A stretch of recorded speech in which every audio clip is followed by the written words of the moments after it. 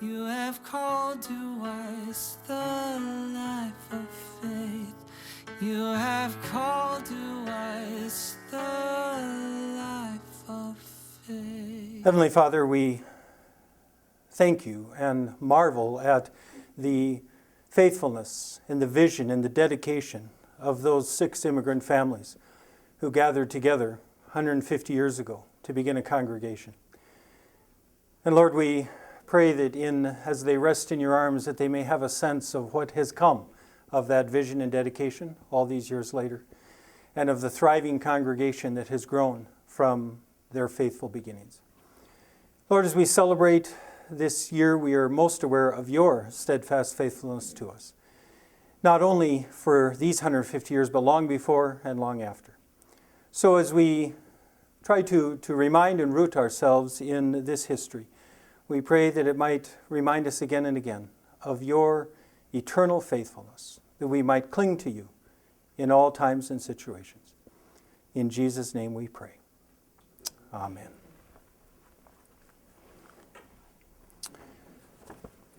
Well, for this particular congregation, actually for any Lutheran congregation in the United States, if you're going to look at its history or its heritage, you're going to be looking at ethnic stuff. That's how the Lutherans came from different European countries. That's how they organized themselves in this country, was around their language, their traditions, their ethnic identity. So for faith, that means Denmark. This congregation was founded by Danish immigrants. There were a number of little communities of Danes in Minnesota, many more of them in Iowa and Nebraska. But there were groups from New York to California. But of the Scandinavian countries, Denmark, Norway, and Sweden, there were many fewer Danes than the others. I haven't compared to the Finns. Might be more Danes than Finns. But it was a small group, but gathered in a number of places. And I think it's well known that this congregation was started by Danish immigrants. I have found it intriguing, though, in the time I've been here, that there is virtually not a trace of that Danish heritage. Some congregations, even today, still sort of maintain a sense of where they come from. It's just not here. We don't have Able Skeever dinners, although we might this year. We can pull it off. We haven't done Santa Lucia festivals. Sometimes people associate that only with the Swedes, but the Danes also celebrated Santa Lucia.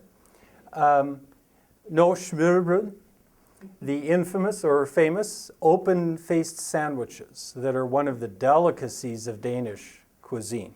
And as you notice, they do a lot of fish, salmon and other things on these open-faced sandwiches.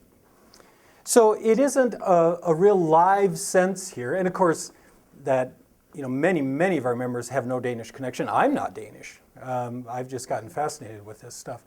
So it isn't real strong here anymore. But still, faith's story really begins in Denmark. And that's more than just a fact, but it shaped this church and its history. You probably know that Hutchinson is also crawling with German Lutherans. That's where Peace Lutheran started. Or if you go to Cedar Mills or to Acoma Township, those are all German Lutherans. But the Germans and the Danes had different emphases, different approaches, as did the Danes and the Norwegians and the Swedes. So it's an integral part of the story, not just a curiosity that we came from Denmark originally. Now, that big map makes Denmark look more significant than it is. On the actual map of the world, it is a thumbprint, basically. And frankly, it seems pretty inconsequential today. You don't see Denmark show up in the headlines very often. But the truth is that Denmark was once a mighty kingdom in Northern Europe. We associate the Vikings with Norway, or with perpetually disappointing football teams.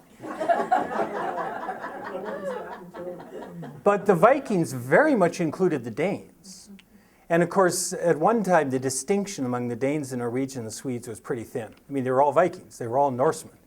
And for centuries, none of the three kingdoms were united. They weren't nations. They were ruled by chieftains, and they had all these little, territories that were ruled by one leader or another. But the Danish Vikings ended up conquering and ruling half of what today is Great Britain. The whole northeast half of that island was under Danish rule for many, many, many years. They went to Ireland. They went to France, Italy. That was mostly on raids. The Vikings were a pretty fierce people. And while they were on the British Isles, there was a lot of intermarriage with Anglo-Saxons. If Ancestry.com is a thing in Great Britain, a lot of those people are finding they've got some Scandinavian in them from going way, way back when. Now, you also know the Vikings were very fierce warriors. They were considered a bit uncivilized by others in Europe or other places in the world. At their height, when they would come raiding into Europe, and especially go after churches, because there was a lot of gold and silver there, there's a French liturgy that actually contains, in the prayers of the church, there's a petition. From the wrath of the Northmen, O Lord, deliver us. Because it was a regular feature of their life. All of a sudden the Vikings would come over the hill and watch out because they were very tough. Well, eventually Denmark began to coalesce into a nation. The first recognized king was Gorm the Old. If you ever have cause to regret what your parents named you,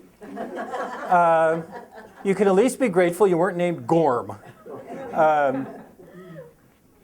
That statue of him is well known. We don't know whether it actually looks anything like him or whether it's an artist's conception. But Gorm the Old ruled in the 10th century, 900-958. You notice he's only about 58, 60 years old when he dies, and they call him Gorm the Old. That's one of the things that's dramatically changed in our day is the typical length of a human life has stretched out dramatically from what it was back in the day. But his son, Harold Gormson, and this is where all of the son last names come from in Scandinavian countries, either S-O-N or S-E-N. Your last name was your father's name plus son. Or for girls, it was your father's name plus daughter, until you got married. So some of you remember the old novels. There was a trilogy called Kristen Lavransdatter.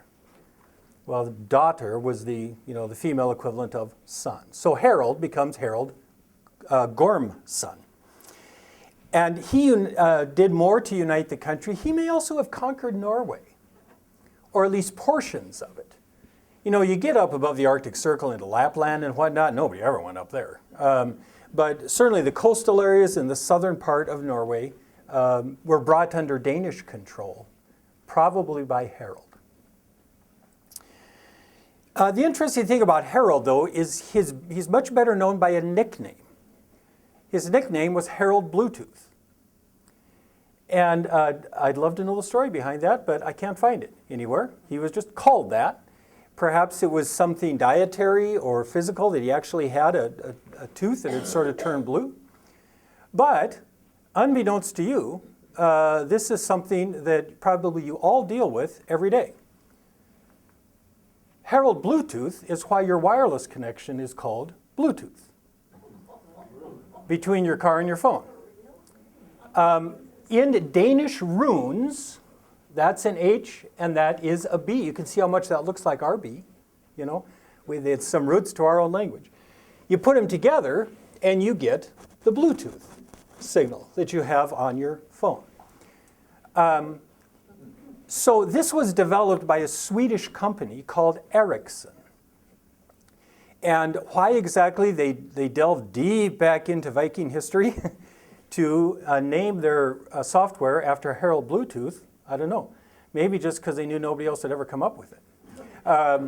But so anytime you have a Bluetooth connection, you are tying into Scandinavian heritage. So that's where that comes from. Harold Bluetooth, I didn't put his dates on there, but he ruled in the 10th century as well. Now, for sure, we know that Denmark fully ruled Norway from 1380 to 1814, almost 500 years. And it was really just called the Kingdom of Denmark-Norway. Norway was across the North Sea. It always had a little bit of a separate identity, but was basically ruled by the Danish king all of that time. And perhaps because of that, to this day, Danish and Norwegian are virtually identical on paper. If you can read Norwegian, you can read Danish and hardly know the difference. They're spoken very differently. And of course, both of them have who knows how many dialects. Especially in Norway, every valley has its own dialect of Norwegian, and some of them can't even understand one another. But the language is really united with Danish. Denmark lost control of Norway in 1814 because in the Napoleonic Wars, they unwisely sided with France.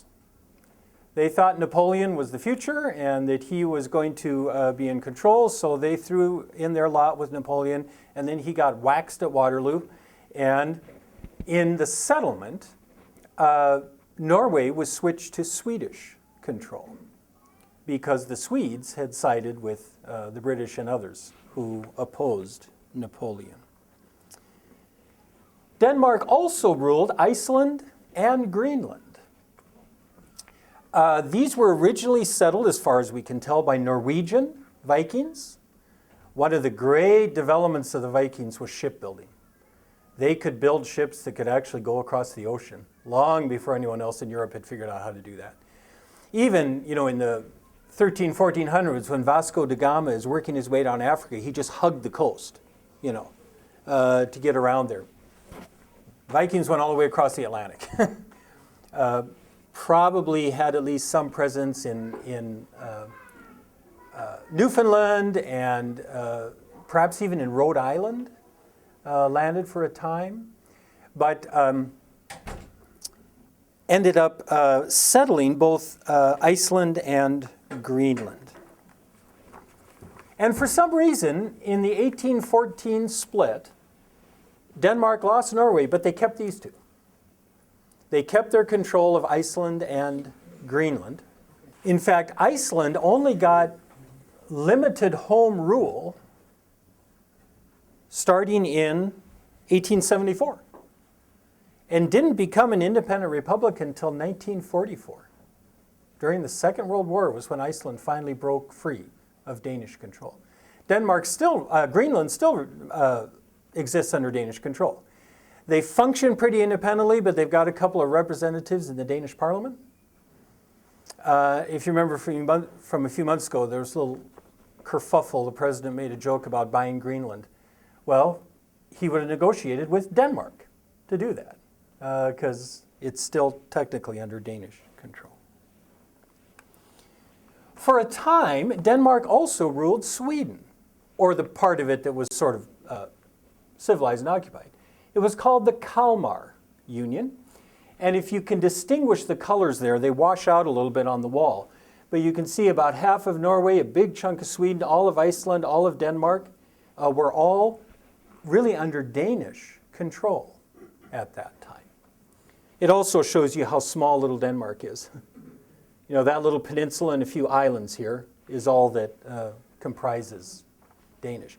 Also, this peninsula right here is what's called Jutland. And we know that the immigrants who founded this congregation came from Jutland, from the peninsula. That was not the power center of Denmark. That was over on the island, and especially this one right here on the east coast there is the capital of Copenhagen, or København. That's where all the elites lived. The peasants lived in Jutland, but they're the ones who came here. Interestingly, though, this Kalmar Union, which also included the Faroe Islands and Finland, parts of Finland, was really founded and led by a queen, Margrethe I, or Margaret I. And this is pretty rare back in those days, to have a queen, period, but then to have such an influential queen who was really ruling all of these countries. It was supposed to be her son doing this, but he died early, and she just sort of stepped in. So there was something that just a tad unofficial about it, but historians recognize her as the Queen of Denmark for that time. Interestingly, the current Queen of Denmark is Margrethe II. And those are the only two women ever to rule Denmark as queen. All the others are kings. But the two that did were Margrethes, or Margarets. Some of you know that my wife and I graduated from a Danish college, Dana College, which was the church college of Faith Lutheran and its denomination. That's where I started getting introduced to all things Danish. But my oldest sister also did, graduated from that college, she and her husband, in 1976. And for the bicentennial of the United States, Margrethe II came and was present at their graduation ceremony at Dana College to celebrate that connection. It was the only time they ever saw snipers on the roof of the library was when Queen Margrethe was there for graduation. Now, even though there was in this Kalmar Union a connection, control of Sweden for a couple hundred or 150 years or so there, Sweden was never as close to Denmark as Norway was. And the Danish and Swedish languages are much less like one another than Danish and Norwegian are. So there's more of a kissing cousins kind of relationship there rather than the siblings of Denmark and Norway. Now, Denmark, Norway, and Sweden all maintain constitutional monarchies today, very much like the Queen of England, mostly a ceremonial role. They theoretically approve legislation and stuff, but they don't really have any power. Don't have much choice about any of that. You may also have heard that some organization or another has ranked Denmark as the happiest nation in the world. I don't know on what basis they say that, and I don't put a lot of stock in it, but they do have that reputation and happily claim it, of course. So, all right. Before we move into, we're going to move into a section on the Christianization, how Denmark became Christian. But any questions or comments on this so far? Curious, you said that your college was a Dane college. How many Dane colleges are there? Well, currently only one. Dana College, where I graduated, closed in 2010. And part of the trouble was that as the denomination that Faith was a part of merged into bigger and bigger churches, the Danes were a tiny little part of that. And so they kind of lost this natural constituency over time. And before it closed, they were just, competing on the open market with other much, much larger colleges, and they just couldn't make it. We'll talk more about this in a couple of weeks. But the other one is Grandview University in Des Moines. And that was the church college of the other Danish church. There were two of them, two denominations. There were once two Danish churches in this town, too. Nazareth Lutheran up by the river. And that would have been the College of Nazareth Lutheran. Grandview is still going. In fact, a seminary classmate of mine teaches there in the religion department, Mark Mattis. Wonderful guy, really sharp guy. Yeah? Yeah, you mentioned that they sided with Germany during the Second World War. Wasn't there some connection between German and some of the southern Danes? There was. They did not side with Germany in the Second World War. They sided with Napoleon in the Napoleonic Wars. That's when they lost control of a lot of their territory. But in World War II, Denmark was quickly overrun and occupied by Germany. And that area you're talking about, it's very small, but right down in here is called Schleswig-Holstein. And it is a province that went back and forth and back and forth and back and forth between German and Danish control. So there was a lot of crossover there between the Germans and the Danes down there in Schleswig-Holstein. That's southern part of Germany. That may explain why The late, great, no, well, not late, actually. The great Randy Freund, late of Faith Lutheran.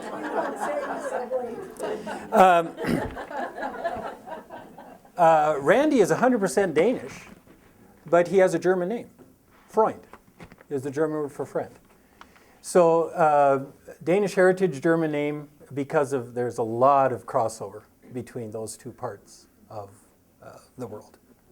All right, well, up until the 9th century AD, so during the 800s of the current modern era, all of the Nordic peoples were pagans. They had their own pantheon of gods, their own worship of these gods, typical in some ways of other kinds of paganism, but also creative in its own way, not entirely like some of the others.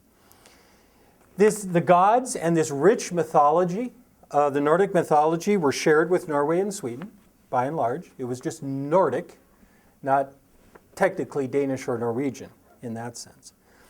Today, we mostly know this from Marvel comics and superhero movies. You know, Thor, that's all coming out of Norse mythology, or Nordic mythology. But even if you don't like the Marvel Comics movies, again, you may not realize that you are dealing with this every week of the year. Because at least 4 days of the week are named for Nordic gods. Tuesday is named after Tyr, the Nordic god of war. Wednesday is named for Odin, who was the Norse god of wisdom and kind of the chief of the gods, the way that Jupiter was for the Romans. Thursday is named after Thor, the Norse god of thunder. And Friday, interestingly, is named for a goddess, Freya. Or you'll also see the name spelled Frigga, Frigga. I think most of them are just their phonetic spellings based on the sound.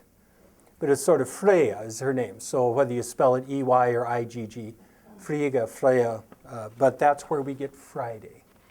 So Tuesday, Wednesday, Thursday, Friday of every week, you're still dealing with Norse mythology, whether you realized it or not.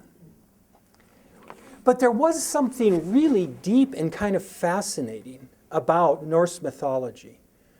More so, I think, than Greek or Roman mythology, even though that's gotten a lot more attention. But this Nordic mythology just fascinated Christian writers like J.R.R. Tolkien or C.S. Lewis. Tolkien, in particular, taught Nordic languages at Oxford, and The Lord of the Rings and The Hobbit are deeply, deeply rooted in Norse mythology. That's where all of the symbolism and the ideas and the language comes from. It's just that he used it to write a Christian parable. Lord of the Rings is a Christian parable. He doesn't ever specifically say so, but he meant it to reflect Christian theology and to tell the story of the gospel. Well, by the 9th century, in the 800s, Germany, again just to the south of Denmark, had been Christianized. Under Charlemagne, Karl the Great, who founded what he called the Holy Roman Empire. Wasn't holy, wasn't Roman, wasn't an empire, but other than that, it was a great name. And he was a devout Christian. He had a teacher named Alcuin, who was very influential in Christianizing the tribes of Germany and bringing them into the church. So from there, because Denmark borders Germany, it slowly opened doors into mission to the north. And one of the first to make that effort was a Holy Roman Emperor named Louis the Pious, who actually ruled in the 800s. But around AD 822, he sent a man named Ansgar. That actually is a form of the word Oscar. If he was a German, we'd call him Oscar. But Ansgar is how the name came out. He was sent to found a monastery in Hamburg, and then later was made Bishop of Bremen as well, in the north of Germany. And then from there, he took it upon himself to head up into Denmark and at least begin to try to evangelize these fierce Nordic warriors. This is still in the Viking Age. It's kind of the golden age of the Vikings. So it's a pretty gutsy thing to do, to go up there. He started a school there for sons of the nobility to teach them Latin. Of course, that was the ticket to society at the time, and to Christianize them. But it only lasted about 5 years, 822 to 827. And then Ansgar packed up and went home. Now, he had an associate. His name was Rimbert, who continued the work and tried to keep this going in Denmark all the way up to 888. So about 60 years, they managed to keep this thing going. But it was a very modest effort. They just didn't make much headway at all against all these, mule-headed pagan Vikings. So it's a little bit ironic that despite a very modest, limited success, St. Ansgar is still remembered as the apostle to Denmark. Mostly just because he was the first one to make an effort. It's not that he really accomplished the job at all. Gave it his best shot for a while, but it just didn't really work. But many Danish churches have been named St. Ansgar, both in Denmark and in this country. There's even a town in Iowa, St. Ansgar, Iowa, which was founded by Danish immigrants to honor what they think is their founding apostle. In fact, before 1960, when this congregation was part of what was called the UELC, United Evangelical Lutheran Church, that was the denomination of the Gloomy Danes, their church magazine, the main one, there were a bunch of them, but the main church magazine was called the Ansgar Lutheran. So Ansgar has held a place of pride in Danish memory, church tradition, even though his actual record in Denmark is pretty thin. But he went out pride of place. The one who more effectively united Denmark was old Harold Bluetooth. Christianized, he both united it politically, but he also Christianized it in a way that Ansgar was not able to do. Now, in saying that, you don't want to assume that Harold Bluetooth was too much of a Christian. It seems clear that at least part of his motivation was political. Germany was thoroughly Christianized, and he came to fear that his paganism was an excuse for the Germans to come up and try to conquer Denmark and take over. So if they took on a little Christianity, it would make them feel more civilized and not necessarily such a ripe target for the Germans to come up and create trouble. At the same time, though, it wasn't just he wasn't just pretending, because there's a famous story recorded of Harold Bluetooth being visited by a Christian missionary. And this missionary had endured an ordeal by fire. Now, the ordeal was an ancient way of trying to figure out the truth. If you made a claim and people charged that you were lying, they'd put you through some kind of intense suffering. And if you survived, it meant you were telling the truth. So this guy had been subjected to fire, like burning at the stake, and he survived it. And Harold was so impressed by this. He thought, he's got to be telling the truth. Now, because the reason he thought he was telling the truth is because he was clearly protected by God. Like Shadrach, Meshach, and Abednego. There's no other way that he could have survived this unless God protected him. So Harold was very impressed by it. There were other ordeals that were used that were actually more of a stacked deck, even than this. you've maybe read in this country during the Salem witch trials, they would several times tried ordeal by drowning.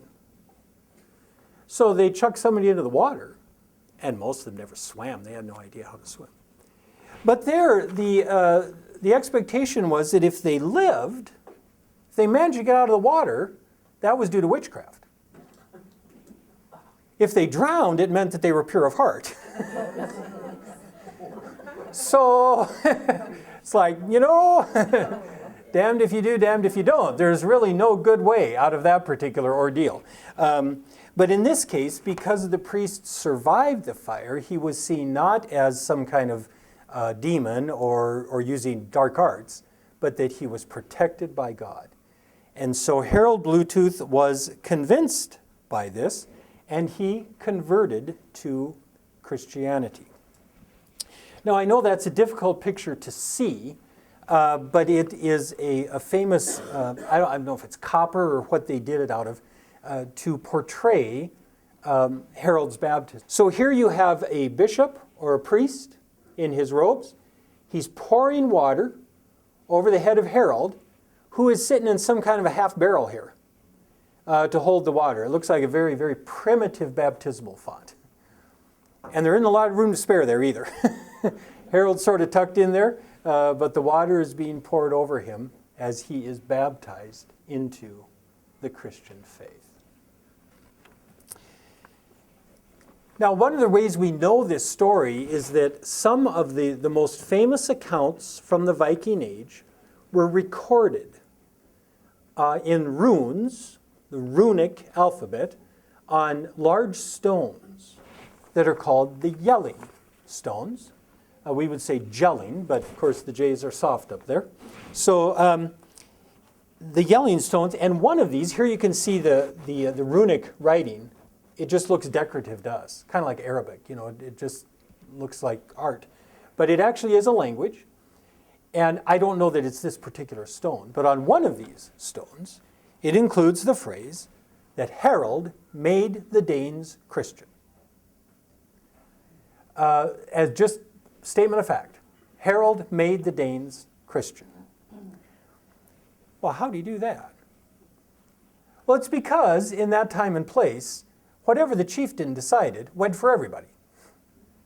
So overnight, once Harold was baptized, boom, every Dane is a Christian.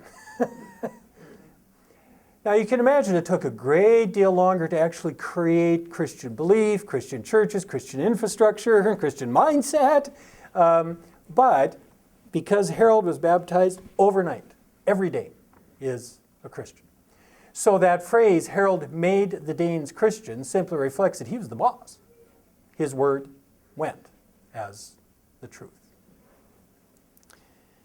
Interestingly, it wasn't, of course, only in the north. Just maybe 20 years ago or so, something very similar happened in Tanzania, where Lutheran missionaries had been at work for a long time trying to make headway. And at some point, they convinced the chief of the tribe that Jesus is Lord. He was baptized. And within the next few weeks, they did thousands of baptisms because every Christian in the tribe was now, every person in the tribe was now a Christian because the chief decided. Now, again, you know that's not, there's a lot of work to be done there, but it opened the door. Once the chief decides, the missionaries can get in and begin to do that work that's needed to be done. However, because it was forced on the people, in a way it was just a decree, kind of a done deal, Harold's efforts didn't last very long. His son, Svein Forkbeard, and this is an ancient tapestry, but you notice the forked beard. Sort of looks like elephant tusks. Whether his beard naturally grew that way or he groomed it that way, you don't know. But he had these 2 points, so they called him Svein Forkbeard, to distinguish him from all the other Svens up there in the north. This is an ancient spelling of Sven.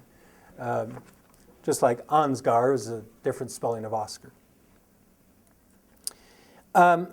Svein was Harold's son and usurped the throne from his father just before he died, but Svein was still a pagan. So his father hadn't genuinely convinced even his own son of the truth of Christianity. But Svein, too, seems to have put politics first, because the record shows that he would not allow any missionaries anymore to come up from Germany to the south, but he would allow them to come over from England, where the Danes still were in charge, and really controlled at least half that country. So the English missionaries didn't provide any political threat. So yeah, you can come and do your thing, whatever. Svein wasn't impressed, but he allowed them to do it. But nobody coming up from Germany, because that was a political threat to his kingdom. Now that's just one of many, many, many illustrations of something we're not used to in this country, because we have, spent our entire lives under the separation of church and state. But in most places throughout most of human history, there was no separation of church and state. They are completely entwined. So politics was very frequently a factor in church life and in church decisions. And that's certainly the case here. Well, if Svein did intend at all to sort of preserve or reintroduce paganism, it didn't work. Because his older son, Knut the Great, was made king of England in 1016. The 1019 is when he became king of Denmark. 3 years earlier, he was made king of England. Now, meanwhile, his younger brother was for a time king of Denmark. I'm not, again, don't quite sure why that worked out. It's, the older son usually gets all the preferences. But for whatever reason, Knut started as a king of England, then 3 years later became king of Denmark and all of its territory as well.